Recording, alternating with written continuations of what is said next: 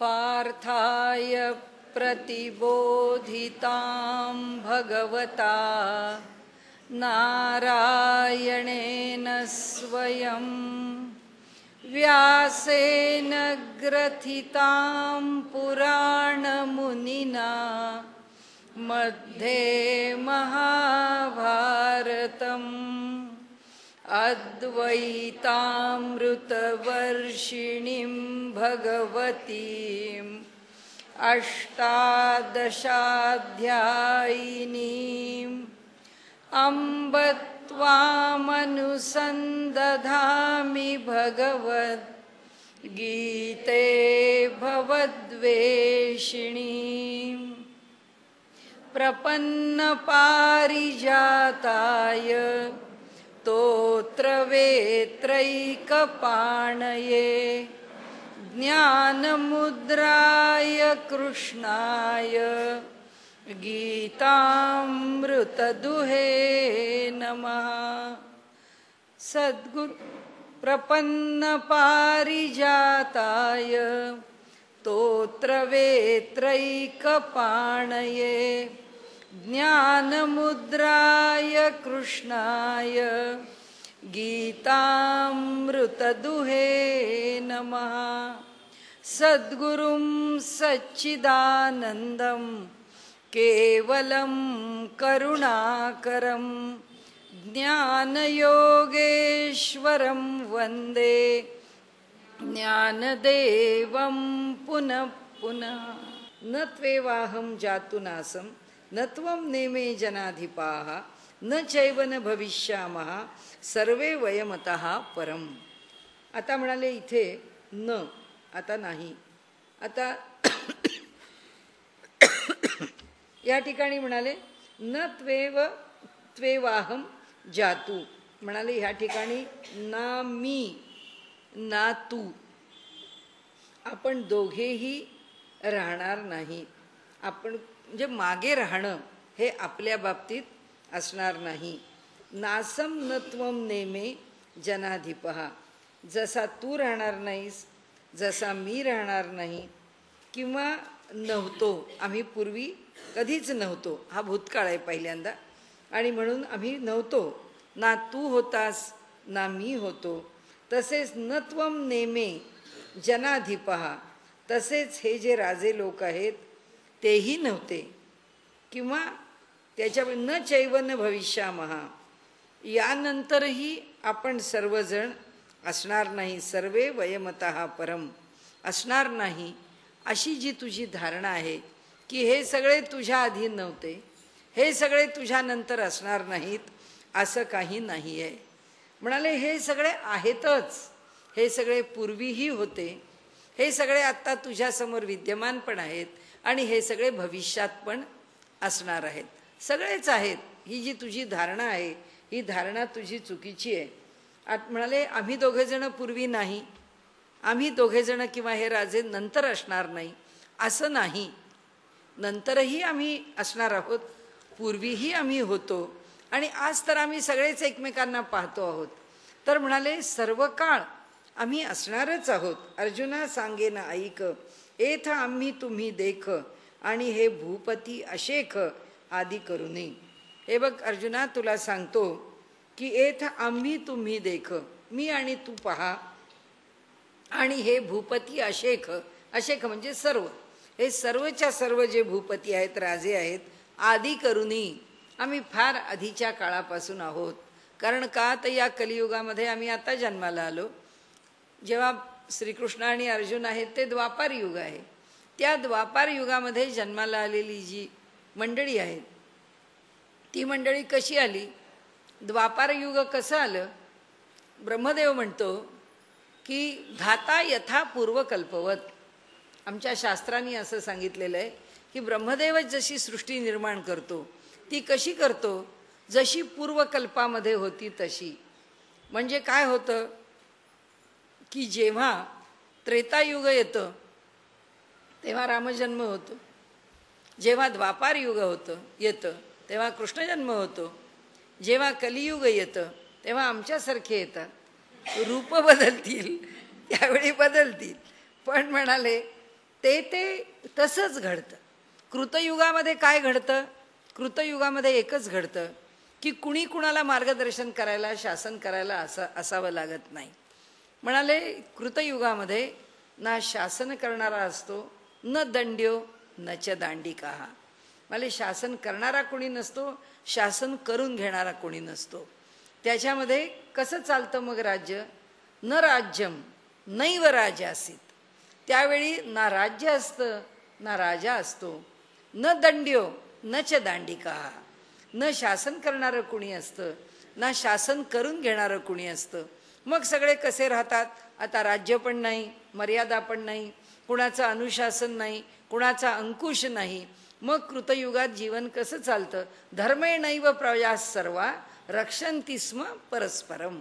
केवळ धर्माचा अंकुश आहे आणि त्या धर्माच्याच नियमांनी ती प्रजा आपलं पालन करते परस्परांचं.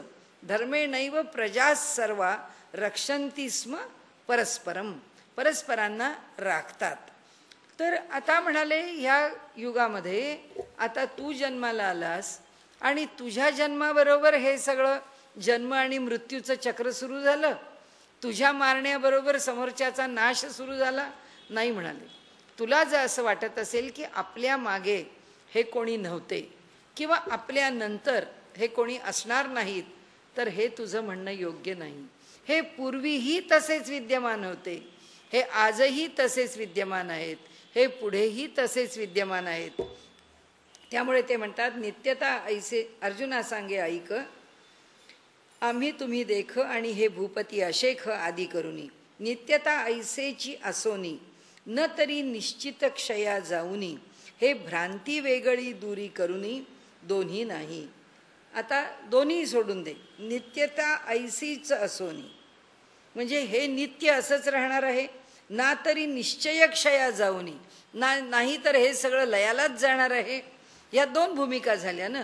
कारण तुला काय वाटतं हे मी युद्ध नाही केलं, तर भूमिका पहिली नित्यता ऐसेची असोनी. भूमिका काय आहे की मी नाही त्यांना मारलं म्हणजे हे सगळे असेच राहणार आहेत? नाही. दुसरी भूमिका मी युद्धामध्ये त्यांना मारलं ना तरी निश्चित क्षया जाऊन, किंवा तू युद्धामध्ये त्यांना मारलंस तर यांचा नाश होणार आहे. ही तुझी दुसरी भूमिका. म्हणजे नाही मारलं तर हे चिरंजीव आहेत आणि मारलं तर हे नष्ट होत आहेत. या तुझ्या दोन्ही भूमिका चूक आहे. म्हणजे हे भ्रांती वेगळी करून ही भ्रांती दूर कर. दोन्ही नाही, यातलं दोन्ही होत नाही. आणि म्हणून ते म्हणाले हे उपजे आणि नाशे ते मायावशे दिसे. हे सगळं निर्माण होतं आणि नष्ट होतं हे मायेमुळे वाटतं. एरवी तत्वता वस्तू जे असे ते अविनाशाची. नाहीतर आम्ही सगळे अविनाशीच आहोत. हे उपजणं आणि जाणं हा या ठिकाणी जलावर आलेला तरंग आहे.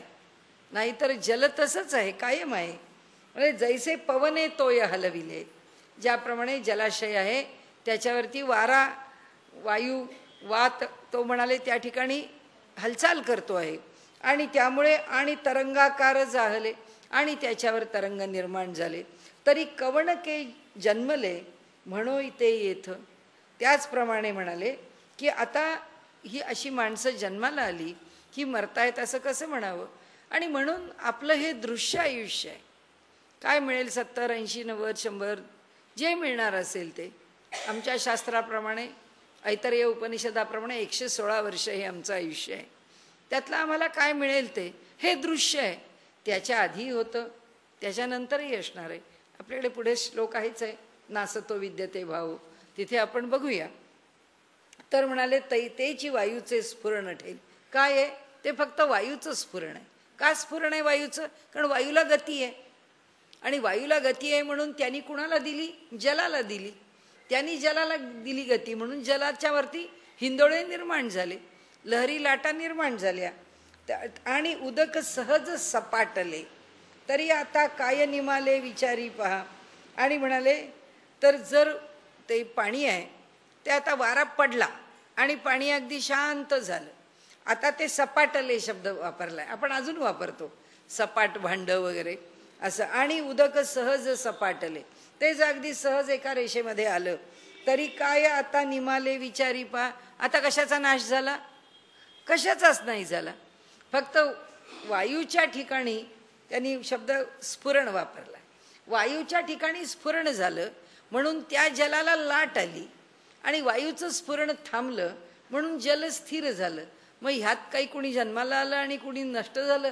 काही नाही, ते जसं आहे तसंच आहे म्हणाले. म्हणून देहिनोस्मिन यथा देहे कौमारम यौवनम जरा तथा देहांतर प्राप्तीर धीरस तत्र न मुह्यती.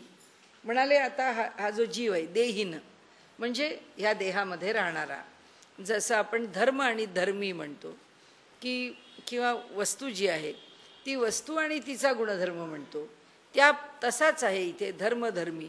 आता धर्म आणि धर्मी, धर्मी काय आहे? मिरची आहे. धर्म काय आहे? तिखटपणा आहे. धर्मी आहे मीठ.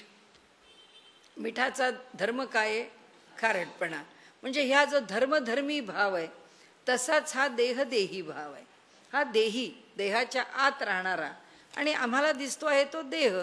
तर अर्जुना, तू ह्या स्थूल देहाशी जो खेळ करतो आहेस, देहिनोस्मिन यथा देहे, ज्याप्रमाणे ह्या देहामध्ये कौमारम यौवनम जरा, या देहामध्ये आम्हाला ही अवस्थात्रय आम्हाला बघायला मिळतात, तथा त्याप्रमाणे देहांतर प्राप्तीही, दुसरा देह प्राप्ती झाल्यानंतर धीरस्तत्र न मुह्यती, त्याच्या ठिकाणी त्यांना ह्या कशामुळे मोह होत नाही. कारण हे सगळे ज्या अवस्था आहेत त्या अवस्था धीर पुरुषांना माहिती आहेत की देहांतर स्वीकारावं लागलं, त्या देहांतरामध्ये निघून जायचं आहे. ह्या देहात आहोत, ह्या देहामध्ये आमचं बालपणच टिकून राहिलं पाहिजे असा अट्टहास करून कोणी बसलं तरी चालत नाही. आमचं यौवनच टिकून राहावं, हे जसं ययातीच्यावरती आपण पाहिलेलं आहे की ययातीचा आग्रह आहे, माझं यौवन मला जरा मुळीच ग्रासू नये, चालत नाही, असं होऊ शकत नाही. आणि त्यामुळे ह्या सगळी जी स्थित्यंतर आहेत ती स्वीकारावी लागतात. चांगदेवांनी सुद्धा मला मरण नकोच, मृत्यू यायची वेळ आली की आपला प्राण किंवा आपलं चैतन्य बाजूला काढून ठेवणे योगाच्या माध्यमातून, मृत्यूचा काल संपला की पुन्हा देहात प्रवेश करणे, 1400 वर्ष त्यांनी अशा प्रकारे आपलं जीवन जगलं. आणि त्यानंतर मात्र आता काय, ज्ञानदेवांनी सांगितलं, बाबा रे किती वर्ष हे करशील आणि हे कशा करता करशील, केव्हा तरी त्याला नाश आहे, तू तत्वतः जाणून घे की काय असायला हवं आहे.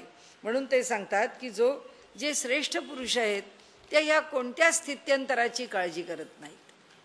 या कोणत्या त्याला काय आहे, आपल्या आजच्या व्यवहाराच्या भाषेत बोलताना ॲक्सेप्ट ॲज इट इज, जे जसं आलेलं आहे ते तसं स्वीकारलंच पाहिजे.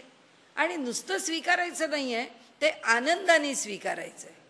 की काय आहे की म्हातारपणामध्ये सुद्धा एक वेगळा आनंद आहे, एक वेगळी एन्जॉयमेंट आहे, एक वेगळी मॅच्युरिटी आहे.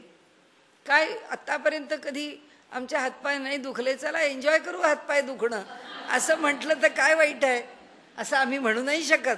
हे फार अवघड आहे. ते फक्त रमण महर्षींसारखे आणि रामकृष्ण परमहंसांसारखे म्हणू शकतात, पण आदर्श तर ठेवू शकतो समोर आणि त्यांनी आपलं म्हातारपण सुसह्यत करू शकतो. तर त्यांनी असं म्हटलंय की आईके शरीर तरी एक परी वयसा भेद अनेक. वयसा शब्द दोन्ही प्रकारांनी वापरला जातो. प्रथम वयस काळी तारुण्य आणि वयस म्हणजे वय, दोन्ही अर्थाने. तर परी वयसा भेद अनेक, वयाप्रमाणे आपल्या जीवनामधल्या अवस्थांतर आपल्याला पाहायला मिळतात. जे प्रत्यक्षची देख प्रमाण तू, आता इथे समजावताना माऊली काय म्हणतात, तुझ्या स्थूल देहाकडे पाहून सांगतो की देही आतमध्ये एकच आहे, पण त्या देहीनी ज्या देहाचा आश्रय केलाय त्या देहाला किती अवस्थांतर आहेत बघ. कौमारी आहे बघ, यौवन आहे बघ, जरा आहे, येथ कौमारत्व दिसे, मग तारुण्य ते भ्रंशे, जेव्हा तरुण होतो तेव्हा कौमार्य संपतं. परी देहची न नाशे एकेका सवे, पण प्रत्येकाबरोबर काही देह नष्ट होत नाही, देह आमचा तोच राहतो. तैसी चैतन्याचा ठाई इये शरीरांतरे होती जाती पाही. त्याचप्रमाणे हे जे जीवचैतन्य आहे, या जीवचैतन्याच्या ठिकाणी अनेक देह निर्माण होतात, अनेक देहांच्या मध्ये आम्ही प्रवेश करतो, अनेक जन्म आम्ही घेतो. ऐसे जाणे तया नाही व्यामोह दुःख. हे जो जाणतो तो कोण आहे, धीरस्तत्र न मुह्यती, ते मोहित होऊन सुखदुःखाला सामोरे जात नाहीत.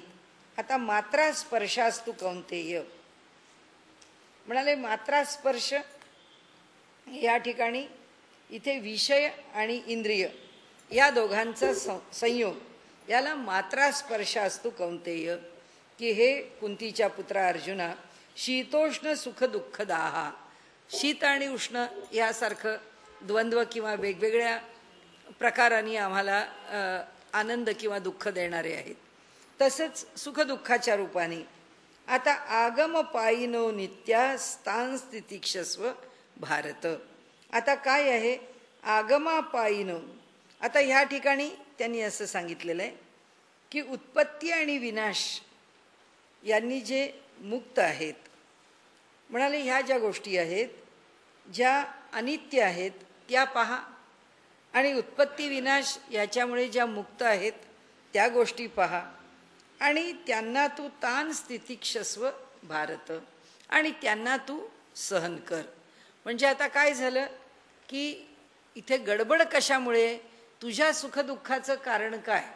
तर त्यांनी सांगितलं मात्रा स्पर्शास्तु, त्या मात्रा स्पर्श कौंतेय हे अर्जुना, तुझ्या सुखदुःखाचं कारण एकच आहे, आणि ते म्हणजे विषय आणि इंद्रिय या दोघांचा संयोग आहे. आता त्याच्यामुळे तुला परिणाम काय अनुभवावा लागतो? शीत आणि उष्ण, किंवा सुख आणि दुःख, किंवा मान आणि अपमान, लाभ आणि हानी, हे सगळे प्रकार त्यामुळे अनुभवावे लागतात. मग आता ह्या ठिकाणी ज्या गोष्टी अनित्य आहेत, म्हणाले जिथे अनित्य गोष्टी ज्या आहेत त्यांनी त्या या कशा कशाने युक्त आहेत, त्या उत्पत्ती स्थिती आणि लयानी युक्त आहेत. त्या सगळ्या गोष्टी तू तुझ्या ठिकाणी सहन कर.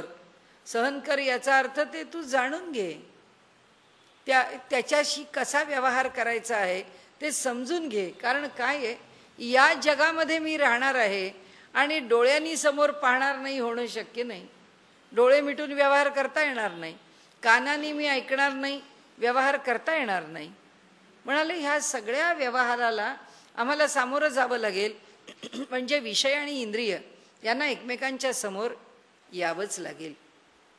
हे असं असताना सुद्धा ज्या गोष्टी अशा प्रकाराने क्षणभंगूर आहेत त्यांचा विचार कर, आणि त्याच वेळी ज्या गोष्टी यांच्या पलीकडे जाऊन शाश्वत आहेत त्यांचा विचार कर.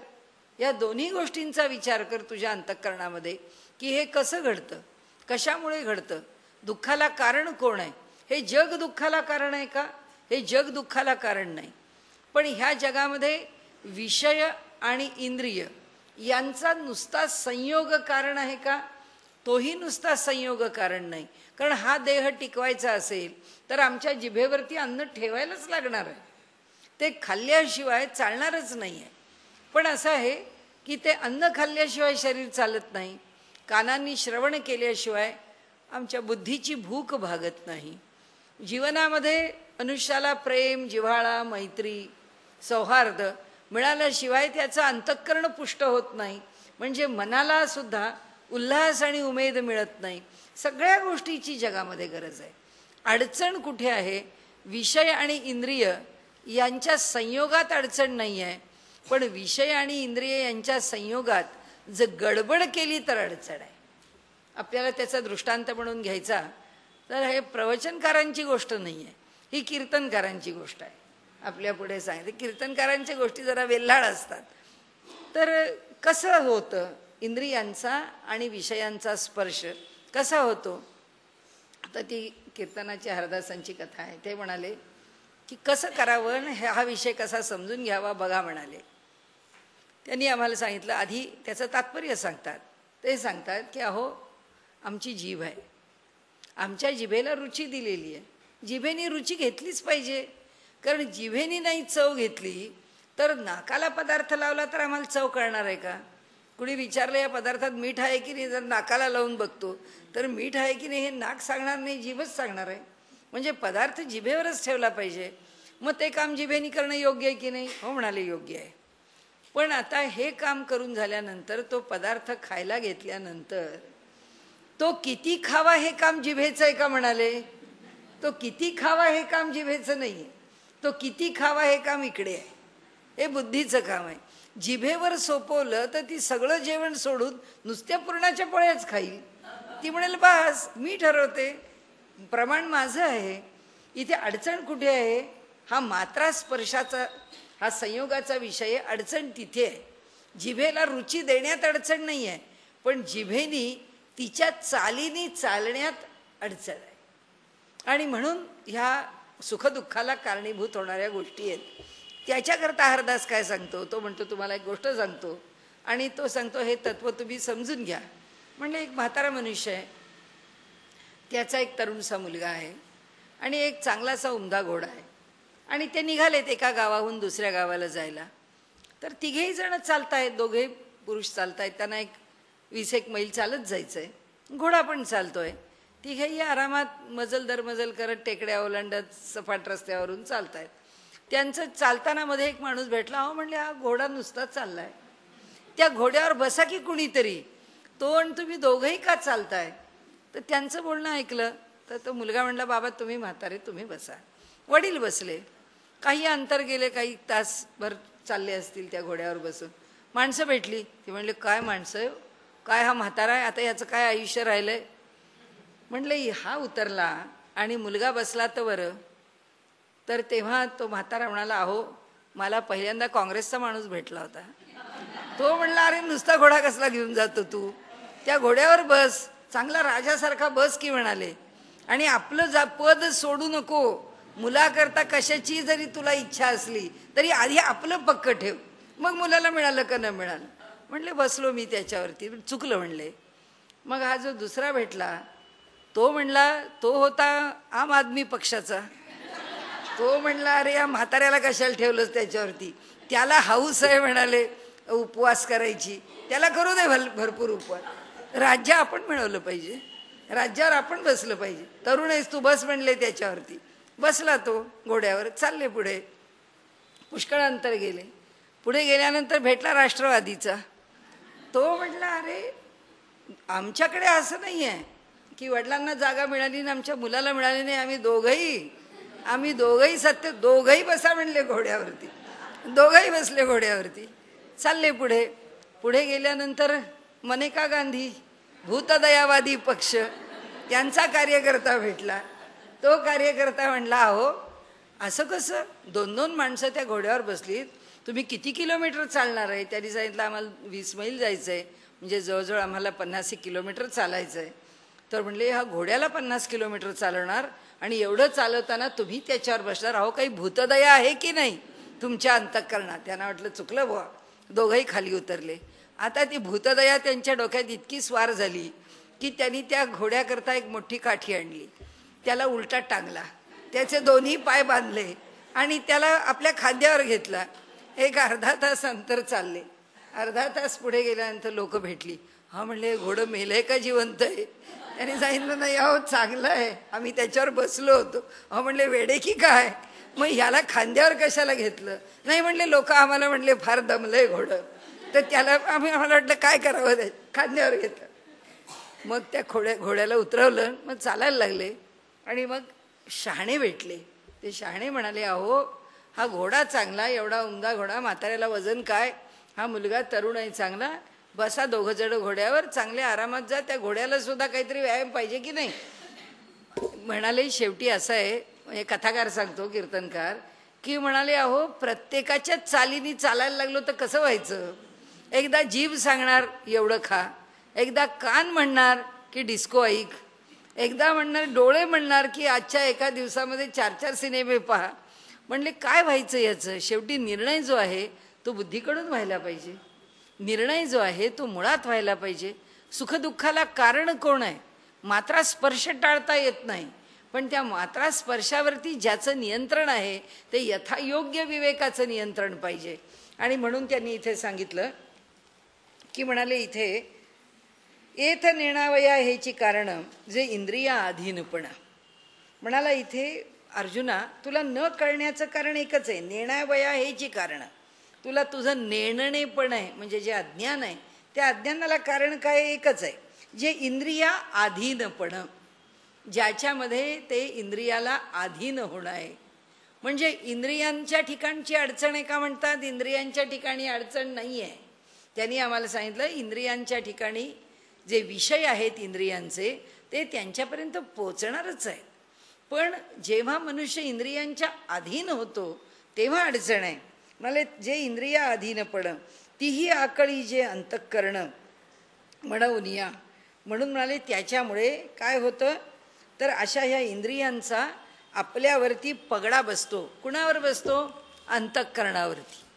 ती इंद्रिय जी आहेत ती अंतःकरणाचं ऐकत नाहीत, की मनाचं ऐकत नाहीत, ती बुद्धीचं ऐकत नाहीत. ती काय करतात? ती फक्त त्यांचं ऐकतात.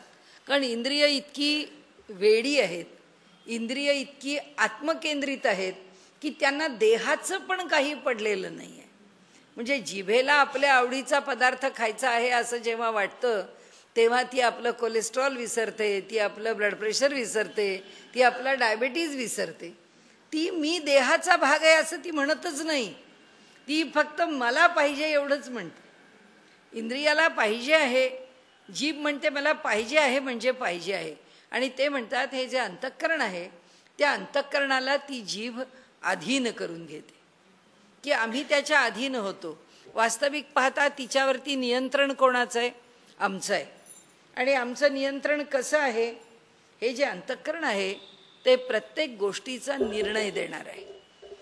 व्यवहार कसा चालतो आपला जीवनाचा, त्या व्यवहारामध्ये आमच्या इथं बुद्धी आहे, इथे मन आहे आणि इथे इंद्रिय आहे. आता ह्या इंद्रियांच्या बरोबरच या स्थूल जगामध्ये त्यांचे विषय आहेत. मनाच्याकडे काय विषय आहे? कारण मन म्हणजे अंतःकरणाचा एक भाग. त्या अंतःकरणाचे भाग किती? 4. त्या 4मध्ये मन, बुद्धी, अहंकार आणि चित्त. त्याच्यामध्ये ते मन आहे ते संकल्प विकल्प करतं. ती बुद्धी जी आहे त्या चित्ताच्या ठिकाणी असणारं जे स्मरण आहे त्या स्मरणाच्या आधाराने ती जी बुद्धी आहे ती निर्णय घेते. आणि तिने निर्णय घेतल्यानंतर त्याचा लाभ किंवा आनंद कोणाला आहे? त्या अहंकाराला आहे. कारण का? अहंकाराकडे कर्तृत्व किंवा भोक्तृत्व आहे. म्हणजे समोर एक श्रीखंडाची वाटी आहे, आम्ही ती पाहिली आहे. म्हणजे आता हा विषय झाला रसनेचा. ती म्हणाली इतकं सुंदर श्रीखंड बनवलेलं आहे आणि त्याचं प्रेझेंटेशन पण इतकं छान आहे. तर म्हणाले अगदी मोह होतो आहे हे खाण्याचा. खायला घेतलं श्रीखंड. आता तेव्हा मन काय म्हणालं? वास्तविक पाहता हे बरं नाही. आता आपण एकाची दुसरी गोळी वाढवली आहे, आता पुन्हा हे श्रीखंड खायचं म्हणजे आता आज काय करायचं? ती जीभ म्हणते जाऊ दे. आणि मग त्या जिभेच्या ठिकाणचा जो मोह आहे तो मोह मनावरती स्वार होतो. ती मनाला काबूत घेते. मनाला काबूत घेतल्यानंतर आता मनाने निर्णय करायचा नाहीच आहे. तो फक्त खायचं का खायचं नाही एवढा संकल्प आणि विकल्प करतो. खावं खाऊ नये, खावं खाऊ नये एवढंच म्हणत राहतं. आता बुद्धीकडे जातं.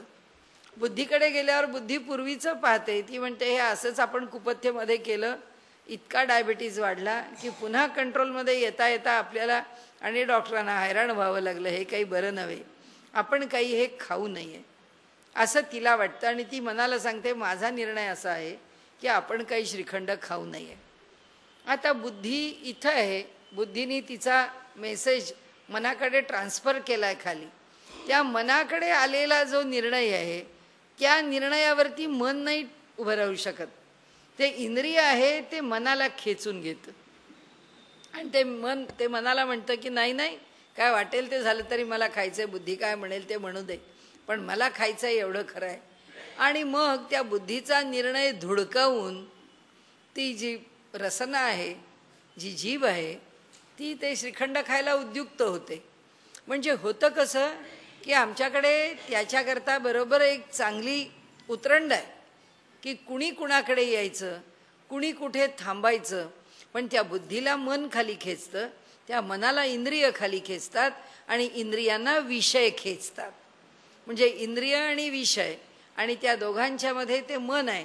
मन वास्तविक पाहता दोन्हीमधला एक सेतू आहे, पूल आहे की इंद्रियांना खेचून वर घ्यायचं का बुद्धीला खेचून खाली घ्यायचं. पण इंद्रिय इतकी बलवान आहेत की ती मनाला खेचून खाली घेतात आणि म्हणून ते इथे सांगतात की इंद्रिये विषय सेविती तेथ हर्ष शोकू उपजती ते अंतर आपलविती संगे येणे. आणि ते काय करतात, आमच्या अंतःकरणाला ग्रासून टाकतात. आपलविती, त्यांना आपल्या ठिकाणी त्यांच्या सहवासाने किंवा त्यांच्या साहचर्याने आमची जी इंद्रिय आहेत ती आमच्या अंतःकरणाला ग्रासतात. का ग्रासतात? कारण आता ते जे श्रीखंड आहे वास्तविक पाहता ते खाल्लं, याचा आनंद जिभेला एकच क्षणभर आहे. त्याच्यानंतर मनाला त्याचा काहीच आनंद नाही आहे, बुद्धीला त्याचा काहीच आनंद नाही. कारण बुद्धी काही ते श्रीखंड खात नाही, तिच्याकडे ते जाणण्याचं सामर्थ्य नाही, मनाकडे ते जाणण्याचं सामर्थ्य नाही. मग आनंद कोण घेतं? तो अहंकार. आमच्या ठिकाणी जो अहंकार म्हणजे मीच स्फुरण आहे, त्या मीची जी जाणीव आहे, त्या मीच्या जाणीवेला सुद्धा जीवच सांभाळत असतो ना. आणि त्यामुळे मी श्रीखंड खाल्लं आणि मजा आली, मी तृप्त झालं, समाधान झालं, आज जेवल्यासारखं वाटलं, काय जे मनात येईल ते सगळे भाव कोणामुळे आहेत? ते त्या अहंकारामुळे आहेत. त्या अहंकाराला जो आनंद झाला तो पुन्हा त्या चित्तामध्ये रजिस्टर झाला की अरे वा, श्रीखंड खाल्लं आणि खूप आनंद झाला.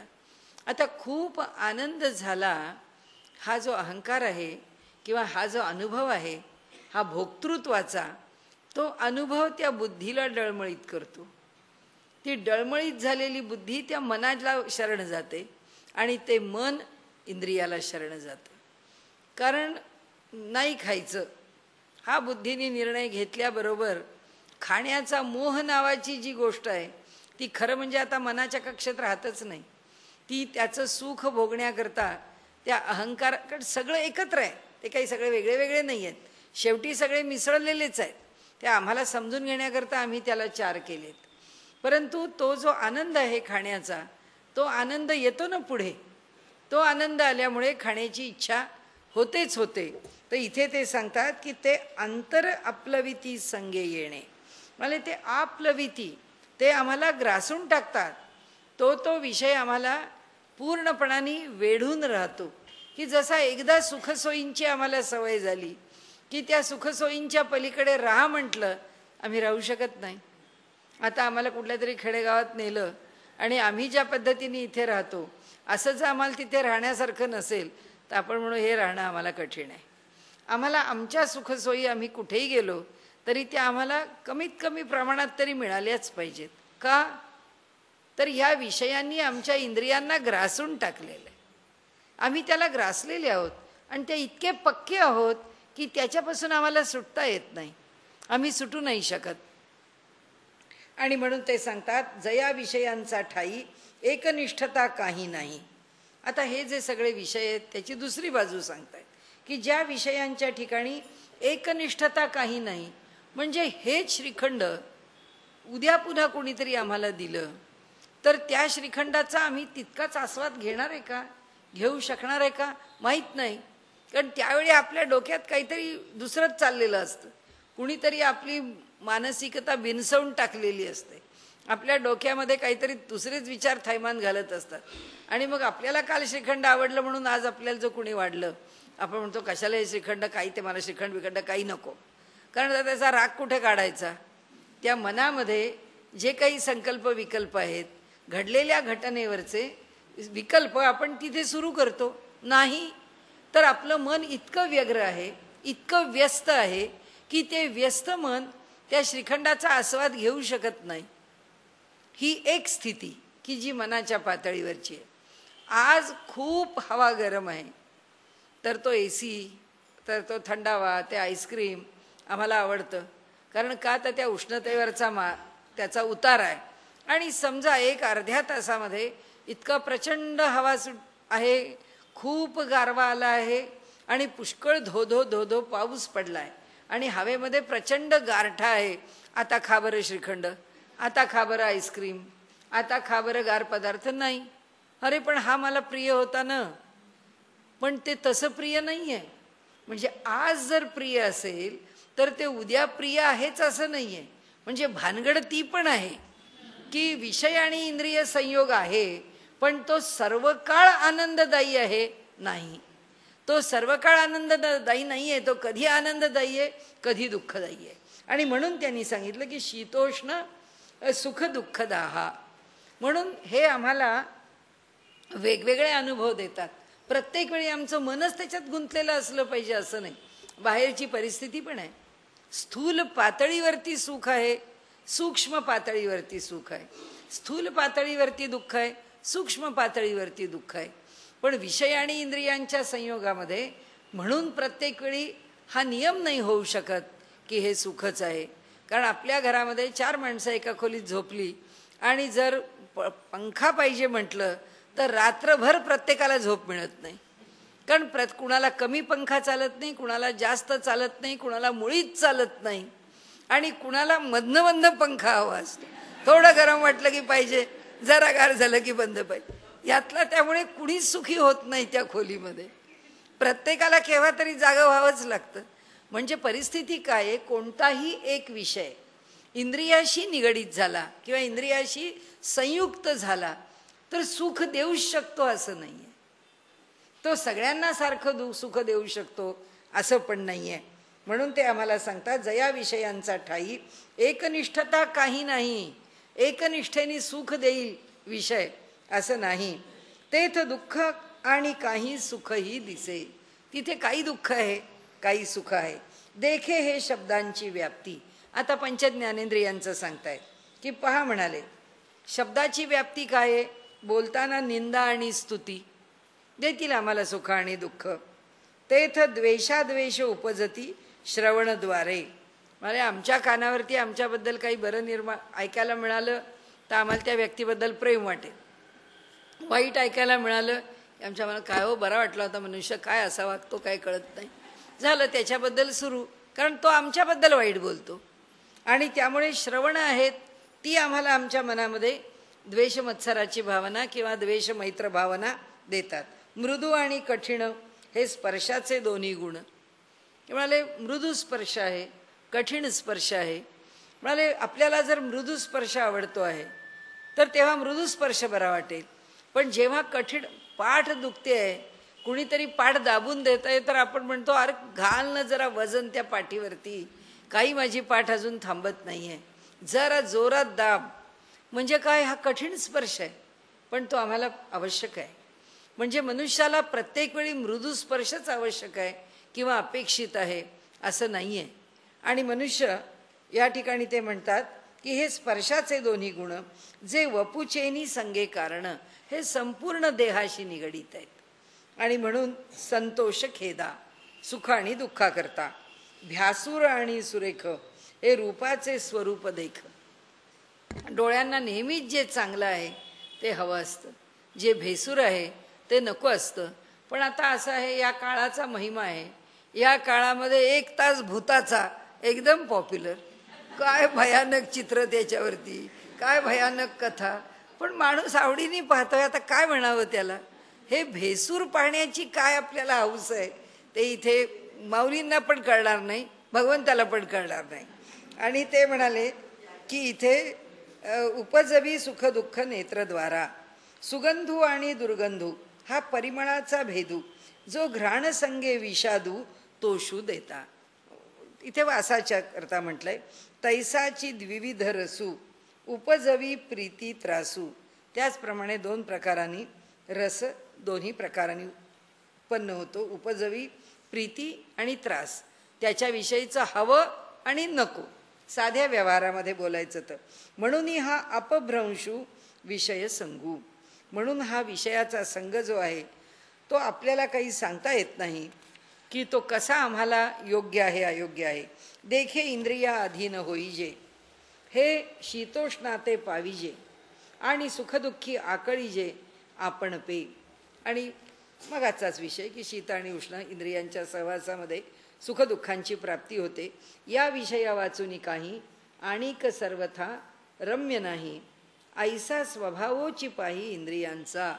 आता ते म्हणतात सगळी अडचण इंद्रियांच्या स्वभावाची हीच आहे की इंद्रियांना आज आत्ता काय सुखाचं आहे तेच ते स्वीकारतील.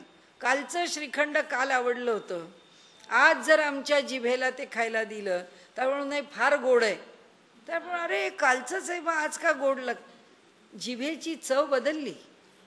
जिभेच्या ठिकाणी काय आहे ह्या मार्गामध्ये, म्हणजे योग मार्गाचा विचार करा, भक्ती मार्गाचा विचार करा, अनेक मार्गांचे विचार करता करता आपल्या लक्षात असं येतं की त्या मार्गामध्ये म्हणजे भक्तीमध्ये मनुष्य रमला आणि आज त्याला भगवंताच्या नामस्मरणाची गोडी लागली आणि खाण्यापिण्याविषयी त्याला कुठलीच रुची राहिली नाही, तर त्या क्षणी त्याला असं वाटतं ते श्रीखंड काय आणि काय काही नको, आपल्याला यातलं काही खाणं नको.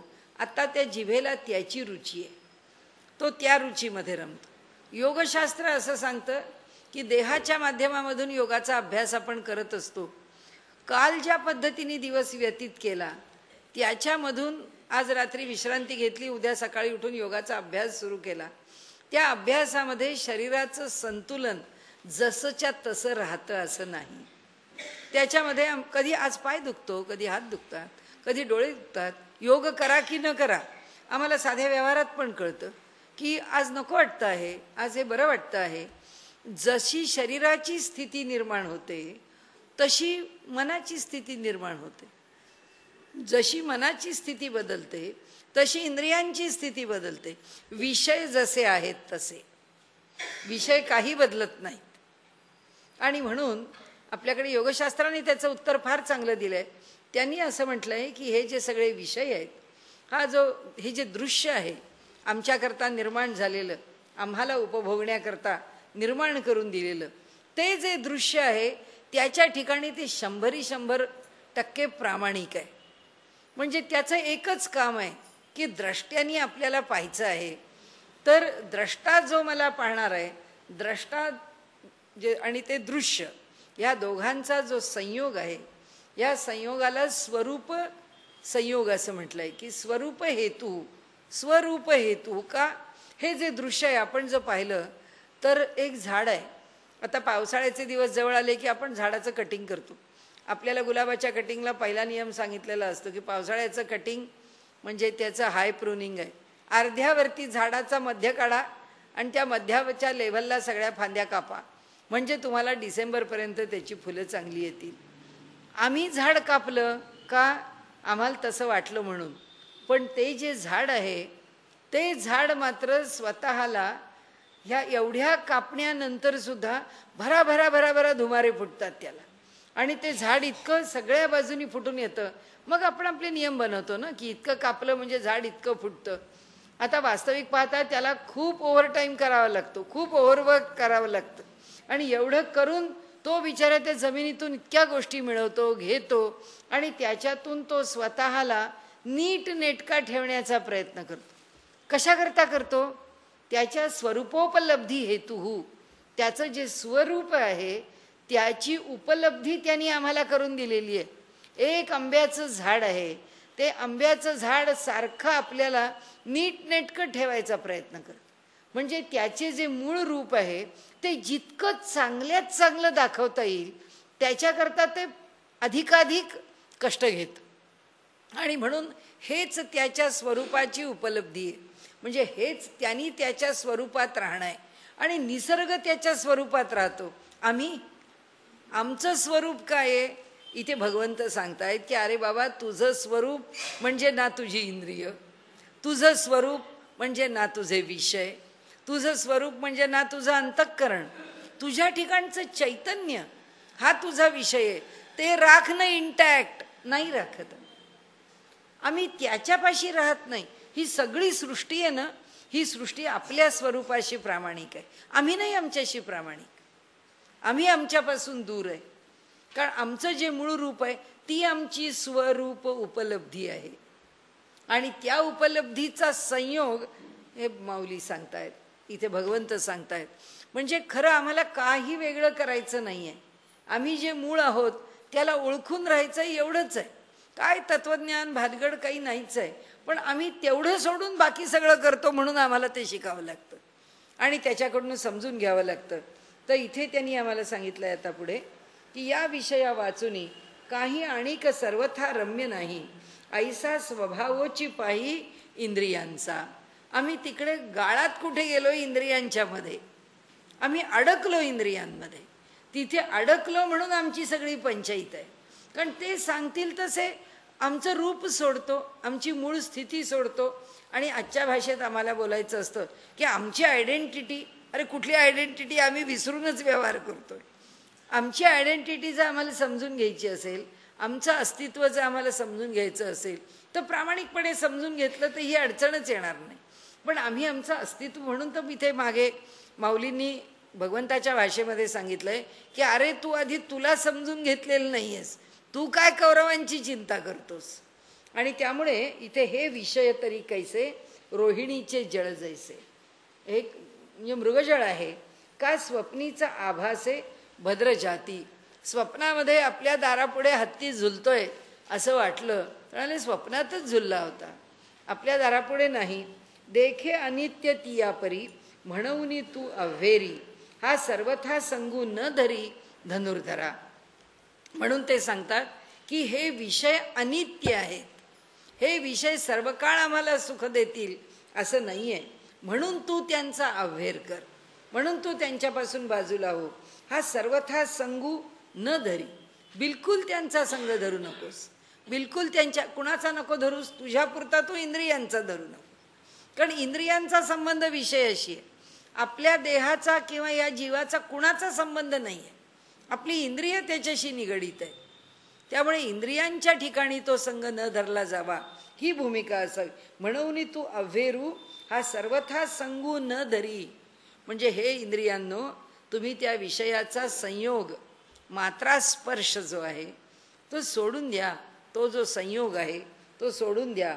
यम ही न व्यथयन्ते ते पुरुषम पुरुषर्षभ समदुःख सुखम धीरम सोमृतत्वाय कल्पते.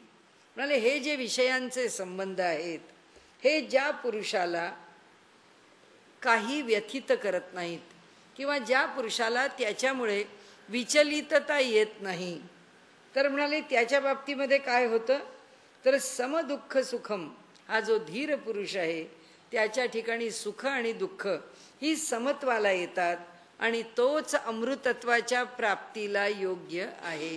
म्हणजे तोच खरा मोक्षाला प्राप्त होतो, तोच खरा कैवल्याला प्राप्त होतो. संबंध गीतेचं जर मूल सूत्र काही असेल, द्वंद्वातीत हो, कोणत्याही द्वंद्वात अडकू नको. त्यामुळे ते पुन्हा पुन्हा द्वंद्व सोडण्याकरता आपल्याला उपदेश करत राहतात. हे विषय जया ते नाकळीती तया सुखदुःखे दोन्ही न पविती. हे विषय ज्याला आकळत नाहीत, म्हणजे हे विषय ज्याच्यावर स्वार होत नाहीत, म्हणजे ज्याची इंद्रिय नियंत्रणामध्ये आहेत, अशाला तया सुखदुःखे दोन्ही न पवती, त्यांना सुखही होत नाही, त्यांना दुःखही होत नाही. आणि गर्भवासू संगती नाही, त्यांना पुन्हा पुढचा जन्म नाही, कारण ते साम्यावस्थेला आले आहेत. नाही तया तो नित्यरूपू पार्था, म्हणजे आणि गर्भवासू संगती नाही तया, त्यांना ती राहत नाही. तो नित्यरूपू पार्था ओळखावा सर्वथा. तो नित्य रूप आहे, म्हणजे तो कैवल्य रूप आहे, म्हणजे तो शाश्वत पदाला, अमर पदाला प्राप्त झाला आहे. जो या इंद्रियार्था नागवेची, जो ह्या इंद्रियांच्या हेतूमध्ये, कारणामध्ये, त्यांच्या इच्छेमध्ये, त्यांच्या कह्यात जात नाही, त्यांच्यामध्ये अडकत नाही, त्यांना शरण जात नाही. नासतो विद्यते भावो ना भावो विद्यते सत उभयोरपि दृष्टवंतस्त्वनयोस्तत्वदर्शिभिः. म्हणाले आता हा नासतो विद्यते भावो ना भावो विद्यते सत. म्हणाले असत जे आहे, असत वस्तू न सत आहे, अशी न असतो विद्यते भावो, भाव म्हणजे अस्तित्व. नासतो विद्यते भावो, जी वस्तू असत आहे, जी शाश्वत नाही, जी विद्यमान राहू शकत नाही, त्या ठिकाणी भाव म्हणजे तिला अस्तित्व असू शकत नाही. ना भावो विद्यते सतः. तसंच जे सत आहे त्याचा कधीच अभाव होत नाही, जे सत आहे त्याचा अभाव होत नाही, जे असत आहे ते कधीच भावात्मक असत नाही. उभयोरपि म्हणाले हे दोन्ही सुद्धा, दृष्टः अंतः, अंतः म्हणजे तत्व, तू अनयोहो या दोन्हींचा निर्णय कोण करतात? हा जो द्रष्टा आहे, तत्वदर्शी भी आहे, तो ह्या सगळ्यांना पाहून उभयोरपी द्रष्टः किंवा दृष्टः, तर ह्या दोघांनाही पाहून तो काय करतो? तत्वदर्शी भी हा निर्णय करतो. म्हणजे जो ज्ञानी पुरुष आहे तो हे भावात्मक काय आहे आणि अभावात्मक काय आहे हे तो पाहतो, की मुळात काय शिल्लक राहतं, मुळात काय अस्तित्व आहे आणि मुळात कुणाला अस्तित्व नाही, आपल्यातल्या कशाला अस्तित्व राहणार आहे आणि आपल्यातल्या कशाला अस्तित्व राहणार नाही. त्याच्यामध्ये आणखीन एक विषय आहे की इथे जसं सांगितलं आहे की त्याला असत वस्तूला जसा भाव असत नाही तसं असतामधून भावात्मक पण काही जन्माला येत नाही. असत काय आहे? ही प्रकृती आहे. ती प्रकृती परमेश्वराच्या आश्रयाने किंवा परब्रह्माच्या आश्रयाने किंवा ईश्वराच्या आश्रयाने ती आपलं कार्य करते. त्यामुळे ती प्रकृती कशी आहे? जड आहे. सगळे पदार्थ जे निर्माण होतात ते जड आहे. त्या जडाला फक्त चेतनाचा स्पर्श झाला की आपले सगळे ते कठपुतलीच्या बाहुल्या हलायला लागतात. तसं आहे की आपण केव्हा हलायला लागतो? जेव्हा चेतनाचा स्पर्श आहे तेव्हा. जेव्हा त्या चैतन्याचा स्पर्श नाही तेव्हा प्रकृतीची जडता लक्षात येते. ते म्हणतात त्या प्रकृतीची जडता लक्षात घ्या आणि त्या जडाला ओळखून घेऊन त्यातलं काय टाकायचं आणि काय स्वीकारायचं हे लक्षात घ्या. आता इथे काय शिल्लक राहतं पृथ्वी म्हणून? तर कॉन्झर्वेशन ऑफ मॅटर, की जी वस्तुमात्राची अक्षय्यता आहे, वस्तुमात्र शिल्लक राहतं आणि म्हणून फिरत्या चाकावरती देशी मातीला आकार, विठ्ठला तू वेडा कुंभार, तो घडवत राहिलेला आहे. त्याचं घडवणं तो थांबत नाही. का थांबवत नाही? कारण वस्तुमात्र निर्माण होत जात आहे. ते वस्तुमात्र आहे त्याच्यापासून वस्तू निर्माण होत जातीये. तसंच निर्माण झालेली वस्तू त्या उत्पत्ती स्थिती लयावर टाकली जाते आणि जी लयाला जाते ती पुन्हा ह्या मॅटरमध्येच येऊन मिळते. म्हणजे मातीलाच मिळावं लागतं, मातीतूनच जन्माला येतं. म्हणून भगवंताला कुंभाराची उपमा देऊन तो हे जग घडवतोय असं म्हटलेलं आहे की शेवटी काय शिल्लक राहतं? मॅटर शिल्लक राहतो. आता तो कसा आहे? तो जड आहे, तो प्रकृतीच्या पातळीवर आहे. तो मॅटर स्वतः काय निर्माण करू शकतो? ही प्रकृती सगळ्या माणसांच्या बाहुल्या निर्माण करेल, पण ह्या बाहुल्या हालचाल नाही करू शकत. त्या निर्माण करताना त्याच्याबरोबर चैतन्य मिसळावंच लागतं. जेव्हा त्याच्यात चैतन्य मिसळलेलं आहे तेव्हा जगाचा व्यापार होऊ शकतो. मग आता हे जग जे आहे ते चैतन्यमय आहे का हे जग जड आहे? हे जग जड झालं असं आम्ही म्हटलं की ही भिंत जड आहे, की ही काय चेतन आहे? थोडीच, ही जड आहे. ह्याला जेव्हा आम्ही जड म्हणू तेव्हा त्याची जी जडता आहे ती जडता म्हणून स्वीकारायची आहे का चेतनता म्हणून स्वीकारायची आहे? कारण ती जर जड असेल आणि तिच्या ठिकाणी हालचाल करण्याचं जर सामर्थ्य नसेल तर तिच्या ठिकाणी असलेली जी माती आहे ती माती ज्या दगडावरती तिला लिंपलेलं आहे किंवा ज्या विटांवरती ते सिमेंट ठेवलेलं आहे आणि त्याच्यामध्ये त्याला भक्कम बनवलं आहे ते त्या ठिकाणी धरून राहणारच नाही. कारण जडाच्या ठिकाणी ज्या स्थितीला नेऊन ठेवलेलं आहे त्या स्थितीत राहण्याचं त्याचं सामर्थ्य नाही. त्याला दिलेल्या स्थितीमध्ये राखण्याचं काम कोण करतो? त्याला जी दिलेली स्थिती आहे ती राखण्याचं काम त्यातला चेतन करतो. नाही तर आत्ता ही भिंत बांधली, ही मातीची बांधली, उद्या सकाळी उठलो ही भिंत सोन्याची दिसली, कोण आनंद झाला आम्हाला ती सोन्याची आहे म्हणून. उद्या झोपलो सोन्याच्या घरात आहोत, आम्ही लंकाच कशाला पाहिजे, आमचंही घर सोन्याचं. उद्या झोपलो आणि परवा उठलो भिंत लोखंडाची दिसली. का दिसली? का दिसली? त्याचं कारण असं की ते जर जड असेल तर ते जड कशाचा आकार घेऊ शकतं? घेऊ शकत नाही. याला सिद्धांतच नाही आहे. जडामध्ये लोखंड लोखंड का आहे आणि जडामध्ये सोनं सोनं का आहे? सोनं सोनंच का राहतं? लोखंड लोखंडच का राहतं?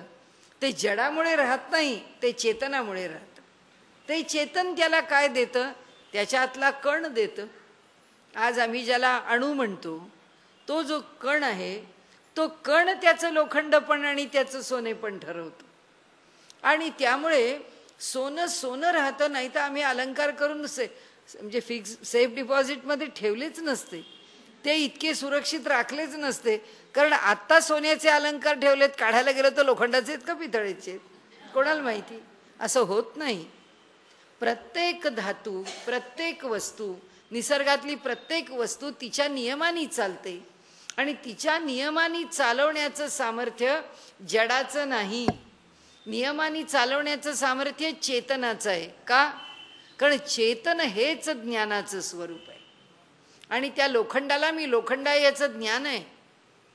अहो, ज्ञानेश्वर महाराजांच्यावरती नास्तिकवादी किंवा अंधश्रद्धा निर्मूलनवादी काय वाटेल ते आरोप करत, पण माऊलींनी जेव्हा भिंत हलवली, भिंत चालवली, की बाबा एवढा तो चांगदेव हे एवढं सगळं आगडबंब रूप घेऊन येतो, एवढा सिंहावर बसतोय, हातामध्ये अजगरांचे मोठे चाबूक घेतलेले आहेत, बरोबर सगळ्या वैर असणाऱ्या सगळ्या जाती जमाती एकत्र बरोबर आहेत, एवढा मोठा शिष्य समुदाय आहे. तर निवृत्तीनाथांनी सांगितलं की ज्ञानदेवा तो एवढ्या वैभवाने येतो आहे, आपल्या गावात आपल्याला भेटायला येतो आहे, तर त्याला सामोरं जाणं आपलं काम आहे. हो म्हणाले, जाऊया सामोरं. आपल्याजवळ काय आहे? गावात वाळ पडलेली माणसं आपण, त्यांना सामोरं जाण्याकरता आपल्याजवळ काही नाही. ते म्हणाले, इथे ज्या पडक्या भिंतीवर बसलो आहे, ह्याच भिंतीवरून त्यांना सामोरं जाऊ. त्याच भिंतीवरती चौघी भावंड बसली आणि तीच भिंत चालू लागली. कशी चालू लागली? त्या भिंतीत चैतन्य आहे म्हणून. कारण असं आहे, चैतन्यापासून जे सगळं निर्माण झालेलं आहे, त्याच्यामध्ये चैतन्याचा अंश सुप्त असो किंवा प्रकट असो, त्या चैतन्याशिवाय ते शिल्लक राहत नाही. आता आम्हाला काय ओळखायला पाहिजे की ह्यातलं चैतन्य काय आहे आणि ह्यातलं जड काय आहे. व्यवहारतः चैतन्यमय जग आहे असं मानून जगाशी व्यवहार करावा आणि वैयक्तिक पातळीवर जगामध्ये सगळं असार आहे असं मानून मोह टाळावा. दोन पातळीवरती सिद्धांत समजून घ्यायला लागतो. एका पातळीवर समजून चालत नाही. जेव्हा विश्वाचा विचार केला जातो तेव्हा माऊली पण आम्हाला सांगते, हे विश्वची माझे घर, किंवा जे जे भेटे भूत तयामानी भगवंत, की हे सगळं जग कसं आहे, हे सगळं जड आहे असं समजून चाला म्हणत नाही माऊली. माऊली म्हणतात हे जग जे आहे हे चेतन आहे. आणि स्वतःच्या बाबतीत विचार करायची वेळ आली की काय सांगतात? स्वतःच्या बाबतीत विचार करायची वेळ आली की सांगतात हे संबंध दृश्य जे आहे ते दृश्य असार आहे. कारण ह्यातलं शाश्वत काही नाही, हे प्रतिक्षणाला बदलतंय. का बदलतंय? गच्छतीति जगत, जे प्रतिक्षणी लयाला जात आहे, प्रत्येक क्षणाला. कारण या जगामध्ये प्रत्येक क्षणाला उत्पत्ती स्थिती लय हा क्रम चालूच आहे. आज आपण लहान होतो आणि आपल्या नकळत एकदम आपण मोठे झालो का? नाही. प्रत्येक क्षणाला आपण मोठे होत चाललो, प्रत्येक क्षणाला आपण वृद्ध होत चाललो. कारण प्रतिक्षणी या जगामध्ये असणाऱ्या प्रत्येक वस्तूत बदल होतोय. आणि म्हणून ही जी जगताची स्थिती आहे, ही जगताची स्थिती मिथ्या आहे. ते जसं दिसतं आहे तसं नाही. तर सकाळी दुधाला विरजण लावलं आणि दुपारी 1 वाजता जेवताना आदमोर दही मिळालं होणार नाही. प्रतिक्षणाला दूध आपल्यामध्ये परिवर्तन करून घेत चाललंय आणि त्या परिवर्तनाची प्रक्रिया ही 4 तासाची आहे, 5 तासाची आहे. म्हणून 5व्या तासाला त्या दुधाचं दही झालेलं आहे. हे परिवर्तन आहे. हे प्रतिक्षणाला घडतं आहे. असं झालंच नसतं तर या जगामध्ये झाडं वाढली नसती, पाणी वाहिलं नसतं, हे काहीच घडलं नसतं. गच्छतीति, जे सारखं हलतं आहे, जे जातं आहे, जे परिवर्तनशील आहे ते जगत आहे. त्या परिवर्तनशील जगतामध्ये स्थिर काय आहे हे जाणावं हा वैयक्तिक परमार्थ आहे किंवा हा वैयक्तिक ज्ञानाचा विषय आहे. आणि ह्या जगाशी व्यवहार करताना, इंटरॅक्ट होताना, हे जग म्हणजे परमात्मा आहे. त्या चैतन्याने हे निर्माण केलेलं आहे. त्यामुळे हे सगळं चैतन्यमय आहे, हे त्याचं रूप आहे. जे जे भेटे भूत तयामानी भगवंत, ते भगवंताचं स्वरूप आहे म्हणून त्याला भगवंतच मानावं, ही भूमिका झाली. पण तत्व काय झालं? तत्व एकच झालं की ह्या जगामध्ये एका ब्रह्माशिवाय, त्या एका चैतन्याशिवाय दुसरं काही शाश्वत नाही. या जगामध्ये यातलं सगळं नष्ट होणार आहे. एकेका पातळीवरती त्याची शाश्वतता आहे. दुधाची शाश्वतता आमच्या घरामध्ये जर 24 तास असेल तर टेट्रापॅकमध्ये 15 दिवस असेल. त्याच्यापेक्षा अधिक चांगल्या टेक्नॉलॉजीनी बनवलेल्या त्या फॉईलमध्ये जेव्हा दूध येतं महिनाभराची असेल, 2 महिन्याची असेल, केव्हा तरी ते नष्ट होणार आहे. कुठेही जरी त्याची कितीही आम्ही वाढवली गुणवत्ता, त्याचं आयुष्य, तरीसुद्धा ते शाश्वत नाही आहे, ते संपणार आहे. आणि म्हणून त्यांनी आपल्याला इथे हा जो विषय आहे हा खूप महत्त्वाचा, गीतेमधल्या महत्त्वाच्या श्लोकांमधले जे श्लोक आहेत त्यातले हे दोन्ही श्लोक आहेत, मात्रास्पर्श आणि नासतो विद्यते भाव. आज आपण इथे थांबूया, पुढच्या वेळी त्या श्लोकाला पुन्हा सुरुवात करूया.